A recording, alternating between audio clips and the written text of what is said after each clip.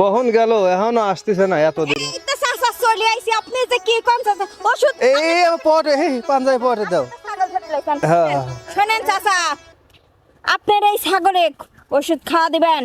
আর শোনেন, ওই কাঁঠাল পাতা, নিম পাতা মানে মিষ্টি জাতীয় যে পাতাগুলি আছে, খবরদার যিনি ভুলেও দেন না চাচা, তাহলে কিন্তু রোগ আরো বেড়ে যাবে।